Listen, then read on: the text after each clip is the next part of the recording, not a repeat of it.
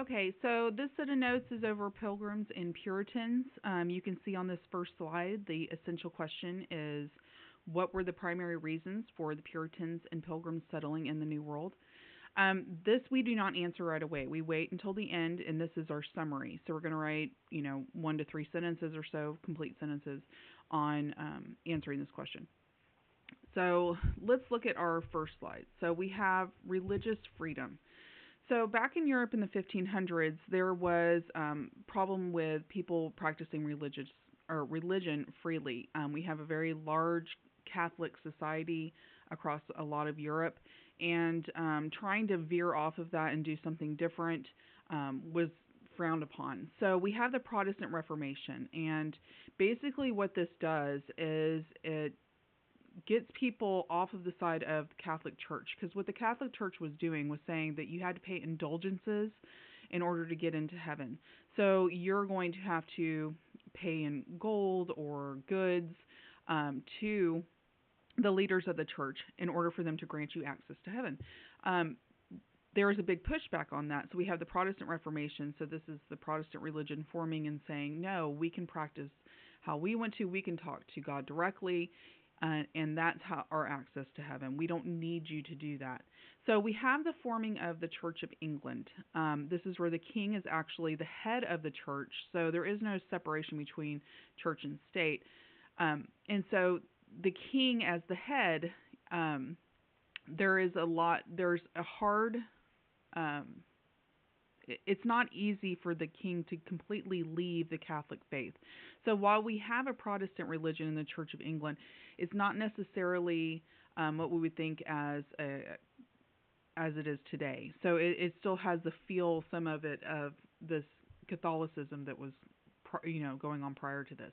So the Church of England is also known as the Anglican Church.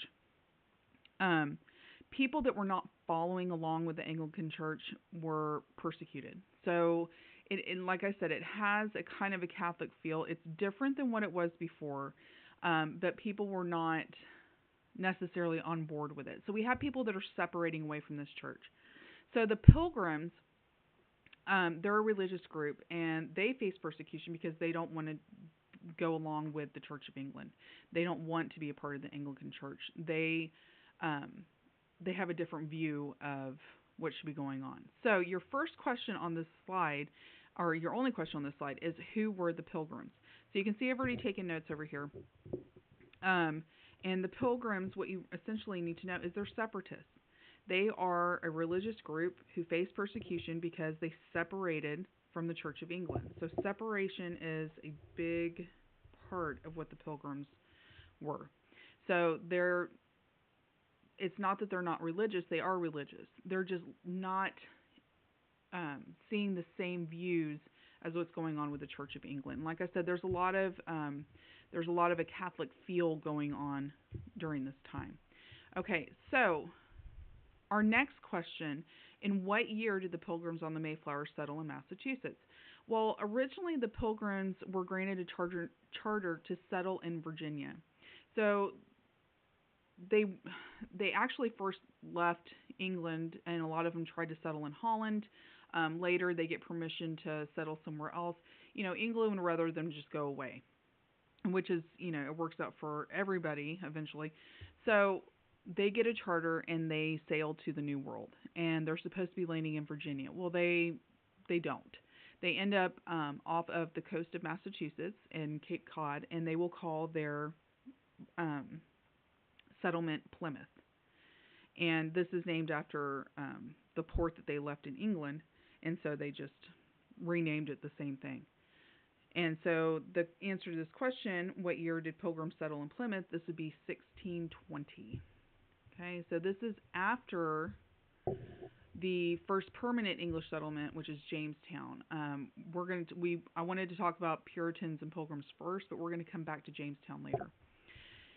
Now, your next question, what was the significance of the Mayflower Compact? When the Pilgrims were on the Mayflower, before they even got off, they knew they weren't where they were supposed to be. They landed somewhere else. So they create the Mayflower Compact, and you can see a picture of it in the slide. And this was obviously done before they even got off the ship. So basically, what it is this agreement that they are going to abide by rules and laws that they create as a whole. We call this a civil body politic. So it's a body of people coming together to create a social contract, basically. So everything is going to be for the general good of the colony. Eventually, they set up a government in which they elect representatives, but everything is done with religion in mind and the common good of the people. So, when answering this question, I put civil body politic. It's a social contract for the general good of the colony. So, essentially, an agreement of laws. An agreement of laws. Okay. So, our next focus is hardships. So, what hardships did the Pilgrims suffer in Plymouth? Well, this is a new territory for them. They've never been to the New World. They don't know anything about this environment, and the geography of the area is not very hospitable. So, this is in New England. It has very, very cold winters. I just think the higher up north you go, the colder it's going to be. It's also more rocky. So planting is going to be a little bit difficult, especially if you've never planted there before and you don't know what type of plants grow well, what kind of crops you're going to get out of that. So they had a very, very difficult time in the beginning. By spring, after that first winter, half of the people had died, including their first governor. So they have to elect somebody else, and this would be William Bradford. He actually does a really good job, and he helps the colony survive. So he leads them for several decades. They end up making friends with natives. So after that first winter, they learn how to grow crops from local natives. Now, Squanto is one that is said to have lived with them. He has a history with John Smith, but he lives with them, shows them how to plant certain seeds to grow in that area, and they end up thriving and surviving. So this is where we get those stories of the first Thanksgiving too, is from Plymouth in the Pilgrims. Okay, so in answering that question, what hardships did the Pilgrims suffer? Well, they had a very harsh first winter. Okay, this is where half the people had died. They had to learn how to grow crops in order to survive. And they struggled without the help of the natives. So they were very fortunate to get that help.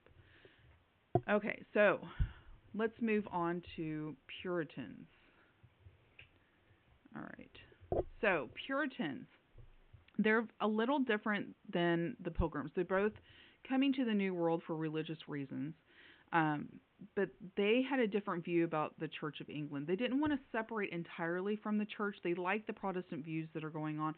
Unfortunately, the Catholic vibe that was still kind of immersed, part of the church, immersed in the Catholic religion, they were not a fan of. And because of the indulgences and the opulence that was taking place, they disagreed with that. They wanted a more simple, more pure type of religion. So they are granted a charter, and they are one that they're supposed to settle in Massachusetts. So they form the Massachusetts Bay Company and form a colony within the Massachusetts Bay Area. So they elect John Winthrop, and he becomes the first governor of the area. We start to see the growth of a representative government, because all of these things that are these ideals that they're building in England are coming with them. So representative government is starting to really grow. It started with the Magna Carta, and then we see the Mayflower Compact, and so now we're having the general court. People are being elected as representatives to help make decisions for the colony. So the Puritans were very religious, but they also had a representative government for their community. It was only the male population that were church members or investors within the Massachusetts Bay Company that were able to make those decisions and help form laws for the area. Now, it says, what is a Puritan? So this is really our first focus. What is a Puritan? They did not want to separate entirely from the Church of England. They just wanted a more simple, pure version of what that's supposed to look like. They didn't think it was really reformed enough. So, we talk about the Protestant Reformation. They thought it wasn't reformed quite enough. It's too Catholic. And then where did they settle? Well, this would be Massachusetts Bay Colony. Okay. All right. Next question. Who is John Winthrop? This is the first governor of Massachusetts Bay Colony. And what is the General Court?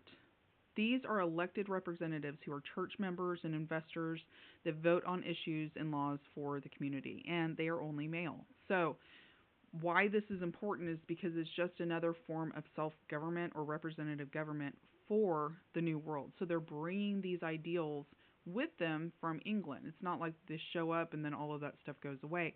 They're using those as part of their colony. Okay, so our summary. We're going to go back to that first question, which is our essential question, and we had to keep that one in mind, remember? So, what were the primary reasons for the Puritans and Pilgrims settling in the New World? Really, it's religious. So, religious reasons are what brought both the Pilgrims and the Puritans to the New World. The Pilgrims separated from the Church of England, and the Puritans wanted to form a more pure version of that church.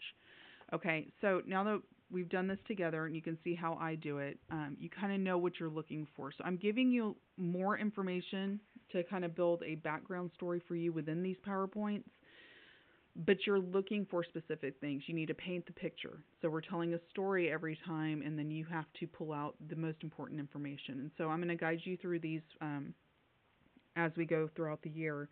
Eventually, you're just going to get it, and you're going to be able to do all of that on your own.